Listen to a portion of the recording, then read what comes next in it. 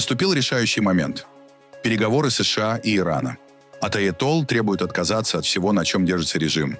Обогащение урана для ядерной бомбы, поддержки хуситов, Хезболлы и вражды с Израилем. США и Украина. Переговоры об экономическом будущем. Это как план Маршалла, но гораздо больше.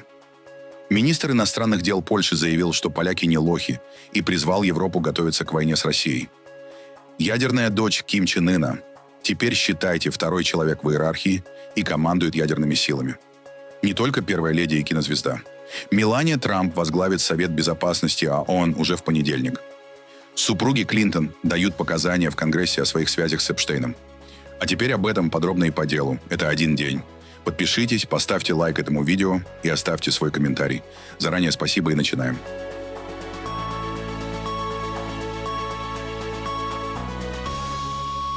Переговоры между Вашингтоном и Тегераном продолжаются в Женеве. Делегации США и Ирана проводят очередной раунд консультаций по ядерной программе и возможному смягчению санкций на фоне масштабного наращивания американского военного присутствия на Ближнем Востоке и введения Вашингтоном новых ограничительных мер. Со стороны США в переговорах участвуют спецпосланник Стив Уитков и Джаред Кушнер. Иранскую делегацию возглавляет министр иностранных дел Аббас Аракчи. Контакты проходят в непрямом формате при посредничестве Омана. Администрация Дональда Трампа требует ужесточения ограничений на ядерную деятельность Ирана. Сам Дональд Трамп заявил, что Тегеран стремится к сделке, чтобы избежать военного удара. Однако, по его словам, Иран не дал однозначного отказа от создания ядерного оружия. Я предпочитаю решать эту проблему дипломатическим путем. Но одно несомненно. Я никогда не позволю главному в мире спонсору терроризма, которым он, безусловно, является, обладать ядерным оружием. Этого нельзя допустить. В ответ глава иранского МИДа Аббас Аракчи подчеркнул, что Иран ни при каких обстоятельствах не намерен разрабатывать ядерное оружие, но не откажется от права на мирную ядерную энергетику. Наша делегация, как и прежде, прибыла полностью подготовленной. На протяжении всего этого процесса мы демонстрировали свою приверженность. Сейчас с нами находятся соответствующие эксперты, как в области снятия санкций и экономических вопросов, так и в отношении ядерных и правовых вопросов. Мы готовы продолжать эти переговоры столько, сколько потребуется. Как уже неоднократно говорилось, предметом переговоров является ядерная проблема. Наши позиции ясны как в отношении отмены санкций, так и в отношении ядерных прав и интересов Ирана, а также мирного использования ядерной энергии. Мы очень четко изложили свою точку зрения оманской стороне, главным образом по этим двум основным пунктам.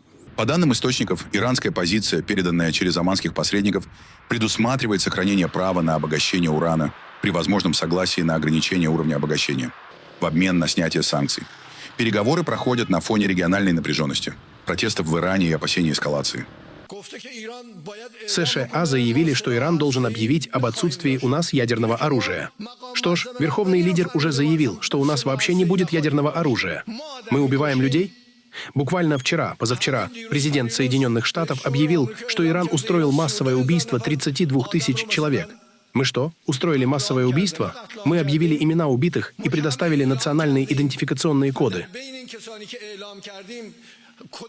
Кто бы ни говорил, что их больше, пожалуйста, заявите об этом. Мы от всего сердца принимаем протесты и считаем своим долгом служить народу в меру наших возможностей, несмотря на недостатки и слабости. Обе стороны выражают скепсис относительно намерений друг друга. Однако Тегеран заявляет о приверженности дипломатии. Формат непрямых переговоров выбран из-за отсутствия дипломатических отношений и решения верховного лидера Ирана, аятоллы Али Хаминеи, исключить прямой диалог с США. Оман традиционно выполняет посредническую роль. В 2011 году при содействии Маската начались секретные контакты, приведшие к ядерной сделке 2015 года, из которой США вышли в 2018 году. Султанат также способствовал обменам заключенными между двумя странами. Нынешний раунд – третий в таком формате. Ранее консультации проходили в Мускате и Женеве. Первый этап в Омане 6 февраля стал первым дипломатическим контактом после ударов США и Израиля по Ирану прошлым летом. До июньского 12-дневного конфликта между Ираном и Израилем стороны уже провели 5 раундов переговоров при посредничестве Омана. Сегодня же в Швейцарии проходит встреча американской и украинской делегаций. Спецпосланник Белого дома Стив Уитков, Джаред Кушнер и глава Совета национальной безопасности и обороны Украины Рустем Умеров и министр экономики Украины Александр Соболев обсуждают так называемый пакет процветания для Украины. Накануне, выступая на украинской конференции «Ялтинская европейская стратегия», Стив Уитков рассказал о деталях трехсторонних переговоров делегаций Украины, США и России по прекращению войны. По его словам, в Женеве стороны предложили рамочный подход к решению ключевых вопросов, временно оставив тему территорий. Основой стали гарантии безопасности со стороны США и Европы. Также обсуждалось так называемое соглашение о процветании, призванное показать украинцам перспективы экономического развития после мира. Сегодня утром у меня состоялся запланированный разговор с российской стороной. Меня спросили о сроках следующего раунда переговоров. Я ответил, что мы готовы к любой дате, поскольку считаем это нашей приоритетной задачей. В последние дни я также общался с украинскими представителями, которые выразили аналогичную позицию. Как я уже говорил, мы встретимся с Рустом в Женеве. Подробности конкретных переговорных позиций я обсуждать здесь не буду. Это компетенция украинского руководства. Однако могу сказать, что, на мой взгляд, определенный прогресс есть. Я сохраняю осторожный оптимизм. Это война, которая должна быть завершена, и именно такой исход является наилучшим. Мы будем делать все возможное, чтобы сблизить позиции сторон и привести их к урегулированию. Президент США Дональд Трамп в телефонном разговоре с президентом Украины Владимиром Зеленским заявил, что намерен как можно скорее добиться завершения войны. Об этом сообщает издание Axios. По словам собеседника издания, телефонный разговор продолжался около получаса. Зеленский выразил надежду на завершение войны уже в этом году. А Трамп ответил, что конфликт затянулся, и он хотел бы закончить его в течение месяца. По данным источников, беседа прошла в очень дружественной и позитивной атмосфере. Владимир Зеленский поблагодарил Дональда Трампа за поддержку и подчеркнул, что именно он способен повлиять на Владимира Путина и заставить его прекратить войну. Россия передала Украине тела тысячи погибших украинских военных. Об этом сообщил Координационный штаб по вопросам обращения с военнопленными. Следователи правоохранительных органов совместно с представителями экспертных учреждений проведут все необходимые мероприятия для идентификации репатриированных тел погибших защитников Украины. Планы по размещению миротворческих сил на территории Украины оказались напрямую завязаны на позицию Москвы. По данным британской газеты The Telegraph, союзники по так называемой коалиции желающих признают, без согласия Владимира Путина отправка европейских контингентов практически невозможна. Дипломатические источники предупреждают, что англо-французская инициатива по обеспечению режима прекращения огня может быть сорвана в любой момент решением Кремля. Фактически вопрос о безопасности Украины оказался встроен в переговоры о перемирии, а значит, требует согласия российской стороны. На фоне 4-й годовщины полномасштабного конфликта Владимир Зеленский принял в Киеве европейских лидеров и подключился к онлайн-встрече коалиции желающих под председательством Кира Стармера и Эммануэля Макрона. Однако 3 раунда очных переговоров между Киевом и Москвой не принесли прорыва.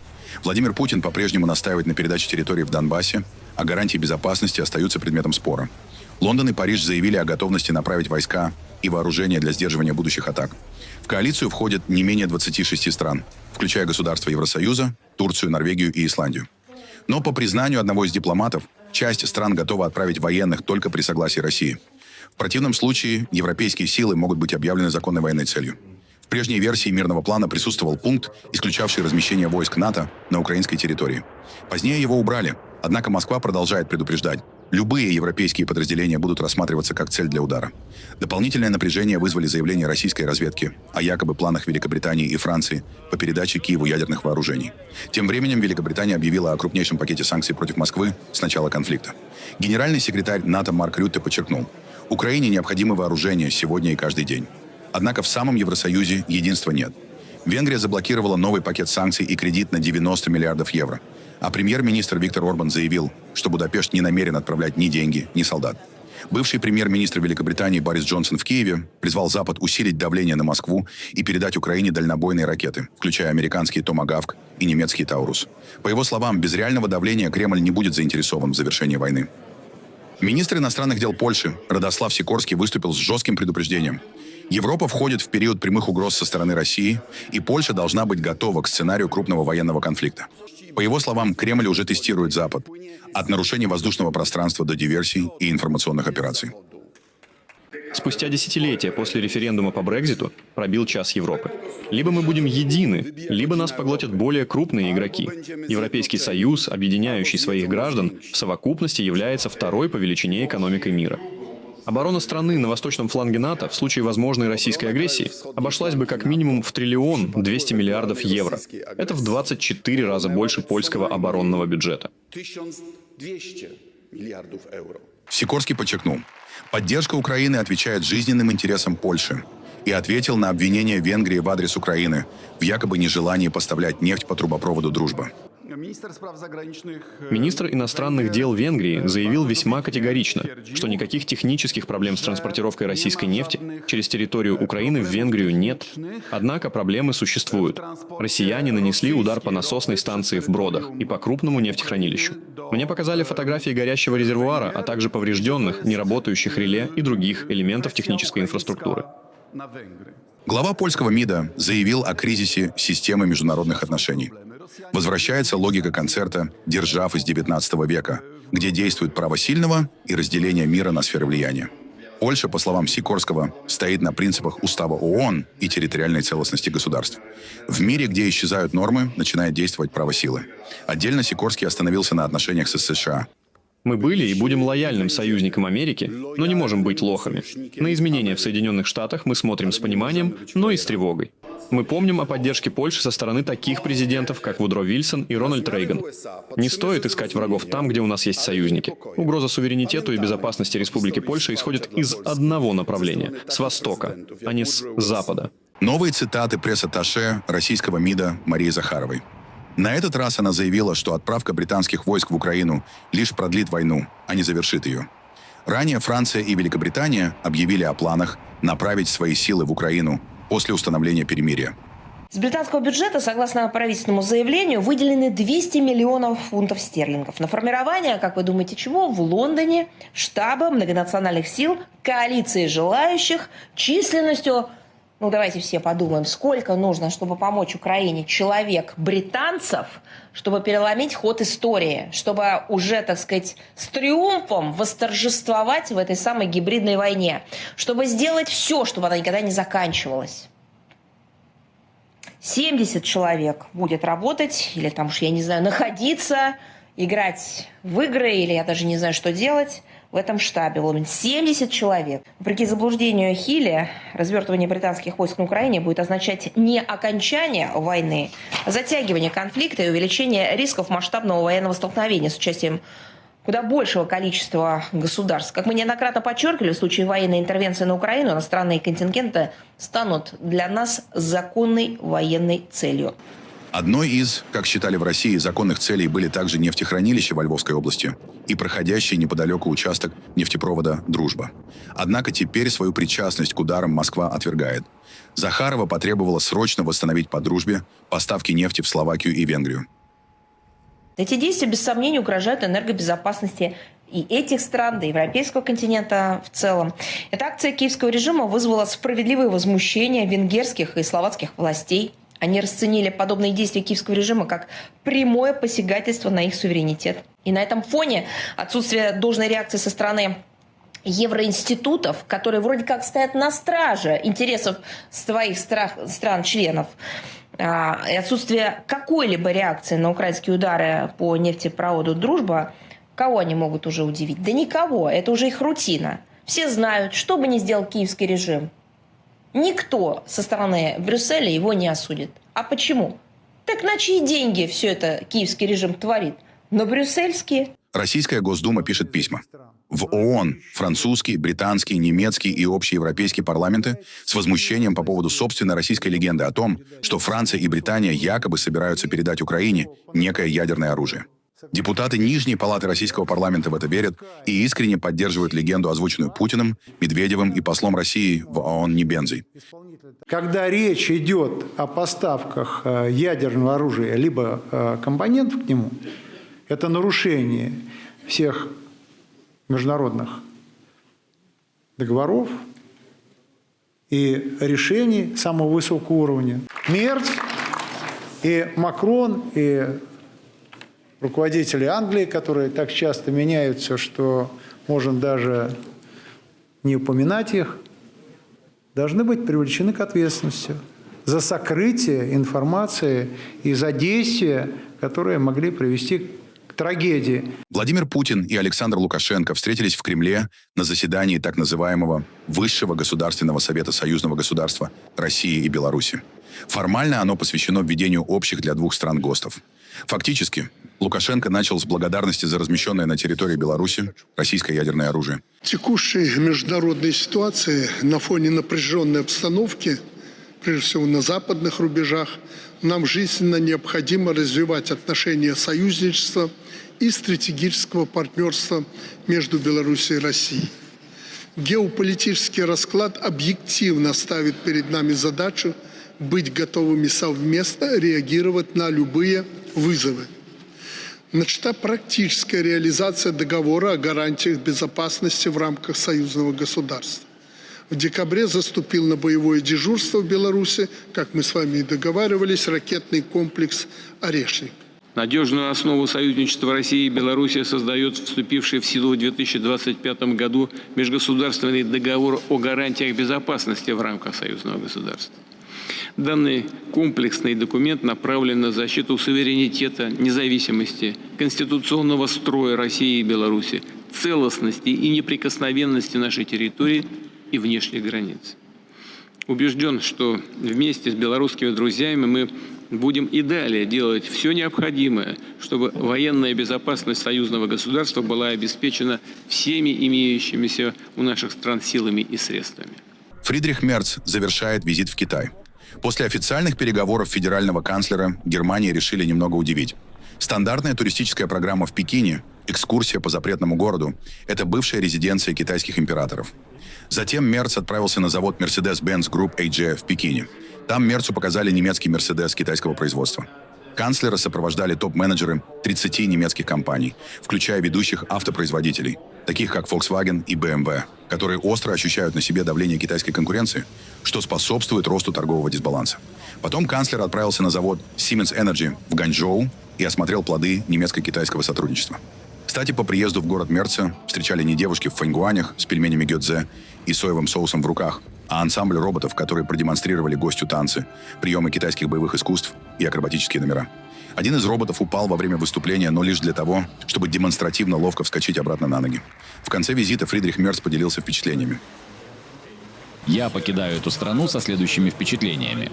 У нас хорошее сотрудничество с Китаем, но есть и некоторые проблемы, которые мы должны преодолеть вместе. Прежде всего, это вопросы, связанные с конкуренцией.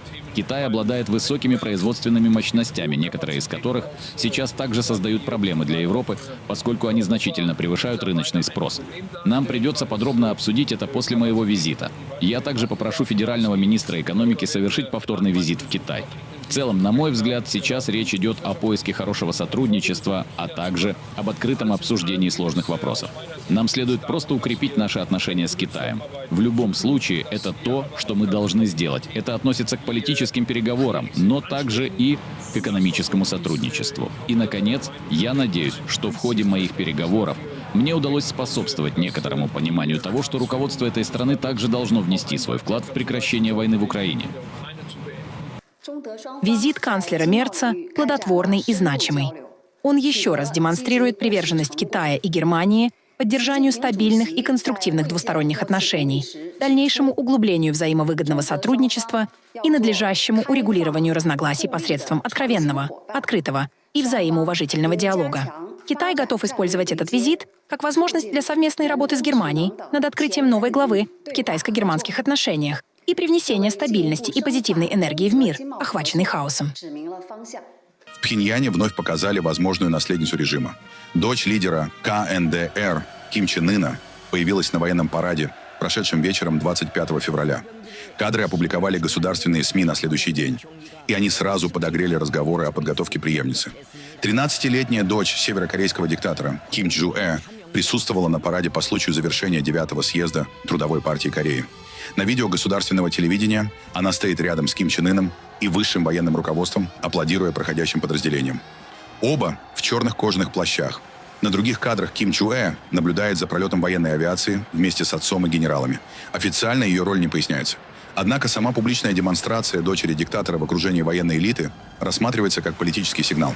Система власти в КНДР строится на династической преемственности внутри семьи Кимов, и любые подобные появления воспринимаются как элемент подготовки к транзиту власти.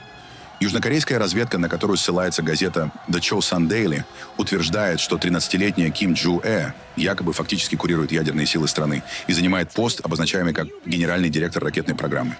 По этим данным она получает доклады от генералов и отдает распоряжения. Подтвердить эту информацию из независимых источников невозможно. Однако сам масштаб ее публичного участия в мероприятиях стратегического уровня свидетельствует. Вопрос преемственности в Пхеньяне больше не является чисто теоретическим. Первая леди США Мелания Трамп в понедельник возглавит заседание Совета Безопасности ООН. Это произойдет в первый день председательства Соединенных Штатов в Совбезе в марте. Подобный прецедент станет первым в истории организации.